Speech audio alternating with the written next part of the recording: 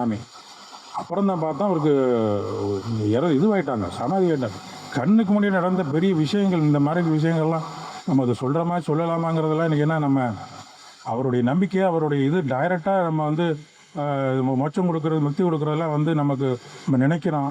ஆனால் நான் பெரும்பாலும் அதை பற்றி நான் மீண்டும் மீண்டும் எத்தனை பிறவியில் இருந்தாலும் உன்னோட தொண்டனாக இருக்கணும், உன்னுடைய ரசனையாக இருக்கணும், உனக்கு தொண்டு செய்கிறதெல்லாம் பிறக்கணும்னு கூட அதை கூட நம்ம ஆசைப்படக்கூடாதுங்கிறதால தான் நம்முடைய பயணத்தில் இருந்துச்சு. ஆனால் அன்றைக்கி அது நடந்தது. அது கண்ணுக்கு முன்னாடி பார்க்கப்பட்டது. அது பெரிய ஒரு ஆச்சரியமாக இருந்தது. அதுக்கப்புறம் அவங்கெல்லாம் சொல்லி வந்து பார்த்தாங்க. நேருக்கு நேராக பேசி இந்த ஒரு பாக்கியத்தை பெற்றாருன்னா அது சாதாரண விஷயமா?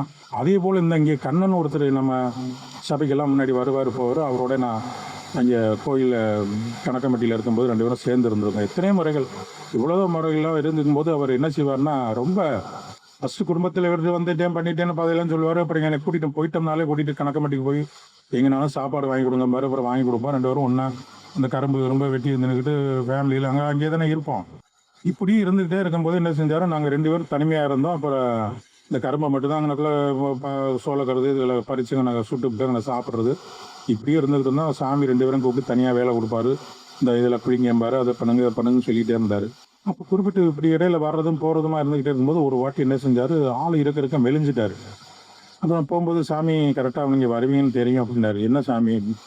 ஆமாம், நீங்கள் வர்றது பார்த்தீங்கன்னா இவர் சாமி மாதிரியே ஒரு நேரத்தில் பேசுகிறாரு அப்படின்ட்டு நான் எல்லாம் ஒன்றா தானே இருந்தேன், இவர் மட்டும் என்ன ஒரு மாதிரியாக பேசுகிறான்னு எடுத்துக்கிட்டு சரின்ட்டு வந்துட்டேன். சாமி கோம்பப்பட்டி போயிட்டு சாப்பிட்டு வந்துடுவோம்னா, சாமியே இப்போ சாமி பழனி போயிருக்காரு, வந்துடட்டும் கொஞ்சம் பொறுங்க அப்படின்னே. நம்ம போகிறோம் சாமி, அவர் நம்ம உள்ளே போகிறோம், அவர் வெளியில் வருவார். அப்புறம் என்ன உள்ளே போகிறோம் வெளியில் வராரு அப்படின்னா சரி பசிக்குதுங்கிறாரு அப்படின்ட்டு சரி அதுக்குள்ளேயும் போயிட்டு வந்துடும்னு 2 பேரும் நடந்து இப்படி வந்துக்கிட்டு இருக்கோம். ஒரு 4-5 நாய் பின்னாடி துரத்தி கடிக்க வருது. அந்த ஜகமா தோட்டத்துக்கு பின்னாடி அந்த வீட்டுகள்லேருந்து எங்கேருந்து வந்துச்சுன்னு தெரியல அந்த நாய். சாமி நம்ம என்னமோ பேச வரோம், இந்த நாய் கடிக்க வர மாதிரி இருக்குது, நம்ம சாமியோட இருக்கிற ஆளு தானே, இது யாருக்கு நாயின்னு தெரியல அப்படின்னு சொல்லிக்கிட்டே வரேன். இவர் பின்னாடி இந்த புறங்கையை கட்டியிருந்த மாதிரி இருந்துச்சு. ஏன் சாமி குலைக்குதா, அவங்களுக்கு கேட்குதா அப்படின்னாரு. என்ன சாமி விரட்டிட்டு கடிக்க வர போகுது, நீங்கள் என்ன குலைக்குதா கடிக்குதான்னு கேட்குறீங்க அப்படின்னு சொல்லிக்கிட்டு இருக்கேன். இப்படி ஒரு இந்த கையை வந்து இப்படி ஒரு சுண்டுனாரு. பின்னாடி நாயே காணும். நான் திரும்பி பார்த்து என்னடா சின்ன 3-4 நாய் வந்துச்சு, இவ்வளோ வேகமாக கடிக்கிற மாதிரி நாயை காணமே அப்படின்னு சொல்லிட்டு, என்ன சாமி பின்னாடி இவ்வளோ நாயை காணமே அப்படிங்கிறேன். அதெல்லாம் அந்த வாட்டு வேலையை பார்க்கும் வாங்க சாமின்னாரு. எனக்கு அப்பயே என்னடா ஒரு மாதிரியாக பண்ணுறாரு, எதுவும் பண்ணிட்டாரு என்னன்னு தெரியலையே, நல்லா தானே எதுவும் செஞ்சேன். அப்புறம் அதோட அப்படியே அதை மறந்துட்டேன். இப்படி இருந்துட்டு திருப்பி இங்கேருந்து போய் பழையபடி என்ன செஞ்சேன், மோகன் சாலையில் இருக்கும்போது சாமிகிட்ட நைட்டு சாமி படுக்கிறேன் சாமி அப்படிம்பாரு. மத்தியானம் சாப்பாடு அன்னதானம் வாங்கிட்டு வருவாங்க, எல்லோரும் வாங்கிட்டு வந்து கொடுப்பாங்க, அதில் எல்லாம் கலந்துக்க மாட்டார். அந்த தரிசனம் பண்ணுறதோட சரி. அதுக்கப்புறம் திருப்பி காணா போயிடுவார். சாயந்தரம் அந்த கரெக்டாக அந்த டயத்துக்கு என்ன சாமி முன்னாலும் கூட ஒன்றா இருப்போம். இப்போ எங்கே இருக்கீங்க, எங்கிட்ட போகிறீங்க வரீங்க, இல்லை நான் பாட்டுக்கு நம்ம வேலையை பார்க்குறேன் சாமி, நீங்கள் வந்து வேலையை நீங்கள் பாருங்க, நாங்கள் வந்து என்ன நாங்கள் நீங்கள் அப்படிலாம் சொல்லிங்களே சாமி அப்படிலாம் சொல்லி அவர்கிட்ட பேசுவோம், யதார்த்தமாக இருப்போம். கடைசியில் ஒரு நாள் நான் காலையில் அதிகாலை இருப்போம், நான் போய் பஸ்ஸை விட்டு இறங்குறேன். இவர் அந்த அங்கே இது இந்த கோழி சிக்கன் 65 எல்லாம் போடுவாங்க அந்த கணக்கம்பட்டி, அந்த கடைக்குலேருந்து வெளியில் வந்தார். ஏன்னா அவர் பட்னியும் பசியமாக கிடந்தார். என்ன சாமி அப்படிங்கிறத வங்கோலையா சாப்பாடு எதுவுமே இல்லை, எலும்பு தான் இருந்துச்சு, எதுவுமே சாப்பிடல. தண்ணி கொடுத்தாலும் குடிக்க மாட்டார், எது இருந்தாலும் வாங்கி கொடுத்தாலும் இப்போ அதெல்லாம் வேண்டாம் அதெல்லாம் இல்லை சாமி நான் சாப்பிட்டு அப்படின்னு சொல்லி ஆள் எலும்பு தலுமா இருந்துச்சு. சரி இவருக்கு என்னமோ தெரியல அப்படின்ட்டு ஏதோ அப்படின்ட்டு ரொம்ப நான் பயந்துக்கிட்டு இருந்தேன். நான் வரும்போது அதுக்கப்புறம் என்னோட பேசலாம். அந்த ட்ரிப்பு என்னடானா அந்த சிக்கன் பிரியாணி காலையில் அந்த போட்டு எல்லாம் சாப்பிட்டு வெளியில் வராரு. என்ன சாமிண்ணா, நான் 10 பிளேட் இல்லை 15 பிளேட்டு இப்போ ஒன்றா சாப்பிட்டேன் அப்படின்னு. என்ன சாமி அப்படின்னு, வாங்க உள்ளே போவோம் அப்படின்ட்டு கூப்பிட்டு போனார். அப்போ தான் சாமி இதெல்லாம் சொல்லக்கூடாது. என்ன சாமி அது எவ்வளோ விரதமாக இருந்தீங்க, தண்ணியோட குடிக்க மாட்டேன்னீங்க, இப்போ என்னோட சிக்கன் இதுக்குள்ளேருந்து வரீங்க, என்ன சாமி அப்படின்னு. அதெல்லாம் நான் கொடுத்துட்டாருல்ல அப்படின்னு. என்ன சாமி கொடுத்தாரு, அதெல்லாம் சொல்ல முடியாது, நீ இப்போ வாங்குற நேரத்தில் இங்கே உனக்கு தெரியும். என்ன சாமி கொடுத்தாரு, சும்மா சொல்லுங்கள் சாமி. அது ஒன்றும் இல்லை சாமி, நான் சொல்லி பார்த்தேன், அவர் கேட்குற மாதிரி இல்லை, அப்புறம் நம்ம டயலாக் பண்ணிட்டோம், நம்ம செய்கிற மாதிரி என்னங்க சாமி செஞ்சீங்க அப்படின்னா 2 வார்த்தையை சொன்னார்.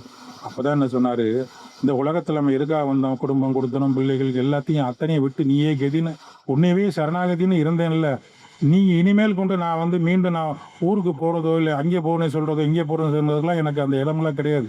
நான் என்னை உன்னை தத்தம் பண்ணிட்டேங்கிற அந்த பிரம்ம மாதிரி அவருக்கு ஆகி சோறு தண்ணி இல்லாமல் எனக்கு உன்னுடைய திருவடியிலே நான் நம்ம சங்கமம் ஆயிரம் உயிரை விட்டணும்னு சொல்லி தன்னை தானே மாய்ச்சிக்கிற அளவு அந்த அளவுக்கு பக்தியில் இருந்தார்.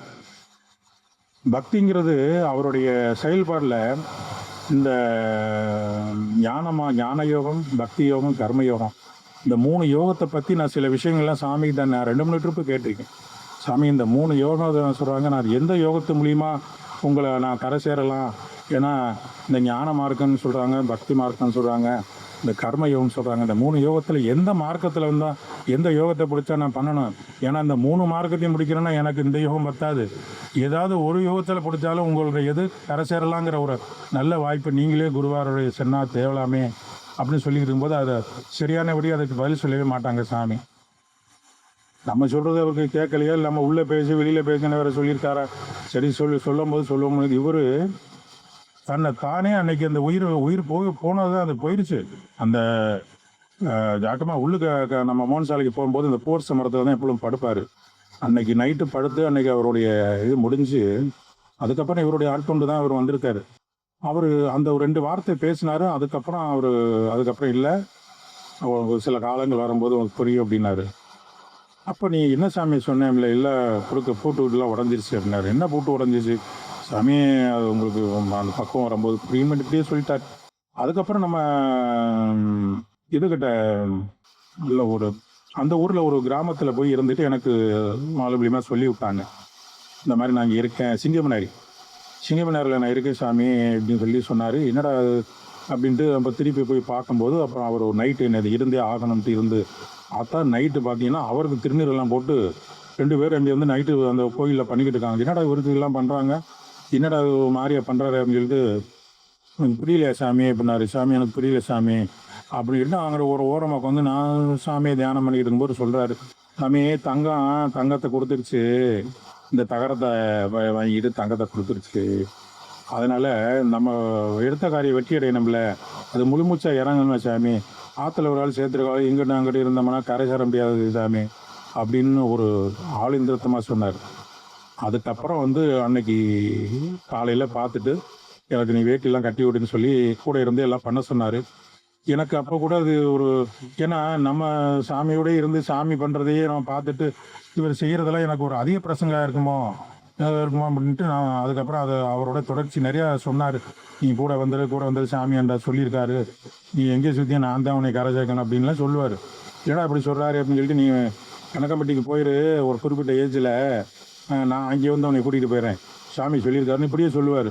எந்த சாமி சொன்னார், என்னையா சொன்னார் அப்படின்னு சொல்லி நான் ஒரு நேரத்தில் அவர்கிட்ட கிண்டலாக கூட பேசுவேன். அவர்கிட்ட அப்படியே சொல்கிறாரு, சாமி செஞ்சாதானா, அப்போ இவனுக்குள்ளே இருக்கிறது யார், உனக்குள்ளே இருக்கிறது யார்? இந்த ஹோட்டலில் போய் சாப்பாடு வாங்கி கொடுத்தா கூட அது முட்டையெல்லாம் வச்சுருக்காங்க, சாமி சைவம் தான் சாப்பிடணும், அசைவம் இருக்கும் சாமி. ஆமாம் அப்படின்னு சொல்லிட்டு இப்படி கூட்டிகிட்டு போய் ஒரு 5 6 கடையை சுற்றி வந்தாலும் எல்லா இடத்துலையும் முட்டை இருக்கும். வேறு என்ன சாமி செய்கிறது, பசிக்கு சாப்பிடணுமே அப்படிம்பாரு. சரி, என்ன சாப்பாடு? இவருடைய அந்த சுவாமியோடைய அந்த ரகசியங்களை ஒவ்வொருத்தருக்கும் ஒவ்வொரு பாடங்கள் நடக்கப்பட்டுச்சா, இல்லை நமக்கு தனிப்பட்ட பாடம் நடந்துச்சா, இல்லை எப்படி என்ன அப்படிங்கிறத இதே மாதிரி இன்னொரு சாமி அவர் பேரை நான் உங்களை சொல்கிறதுக்கு இல்லை, அவர் வந்துக்கிட்டு இருந்தார், எல்லாம் பண்ணிக்கிட்டு இருந்தார். அவர் ஏற்கனவே சாமி மேலே வந்து அவர் தீக்கா மாதிரி பக்தி இதெல்லாம் இல்லாமல் இருந்தது. அவர் வந்து நம்மளோட நாங்கள் பூரான சாப்பாடெல்லாம் செய்வோம், அதில் அவரும் சேர்ந்து சாப்பிடுவார். எல்லாம் தங்கி ஒரே இடத்துல சாப்பிடுவோம். நாங்கள் நைட்டு சமைச்சு அந்த சாமியோட வர்றவங்களுக்கு ஏன்னா சக்கமா தோட்டத்துலலாம் ஹோட்டலுமில்ல கடையுமில்ல, அப்போ நாங்கள் போகும்போது பானையெல்லாம் எடுத்து போய் சாப்பாடெல்லாம் போடுவோம், அதை சாப்பிடுவார். இப்படியே இருந்தவர் கரெக்டாக அந்த வேப்பமரம் போகிற இடத்துல அங்கே பஸ்ஸை விட்டு இறங்கி வந்து அந்த இடத்துல உட்காந்துக்குவார்.